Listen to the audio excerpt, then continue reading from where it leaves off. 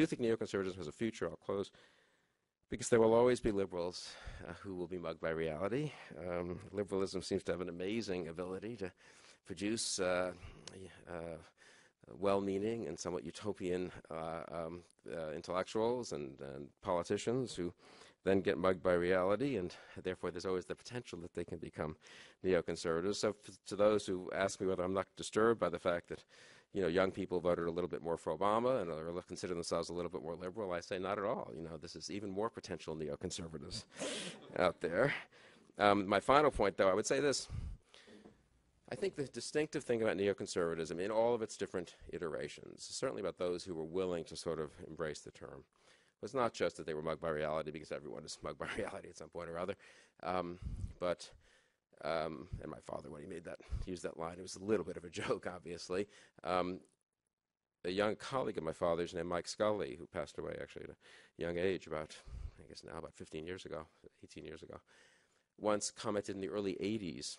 They remember there were neoliberals, Gary Hart, all these people who accepted the problems of the Great Society and the welfare state, but who wanted more liberal solutions than Reagan.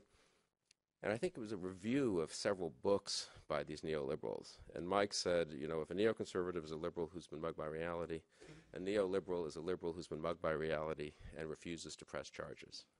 And I've always thought that was a really deep point.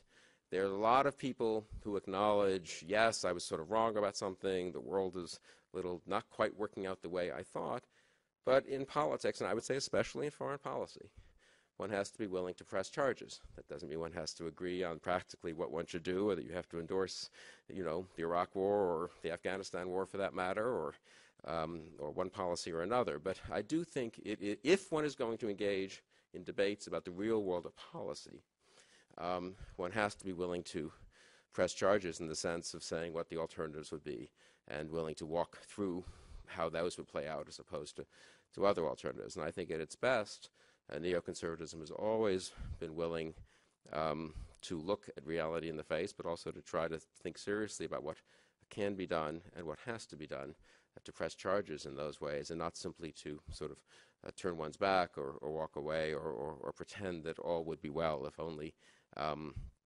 we could avoid some choices that sometimes one can't avoid.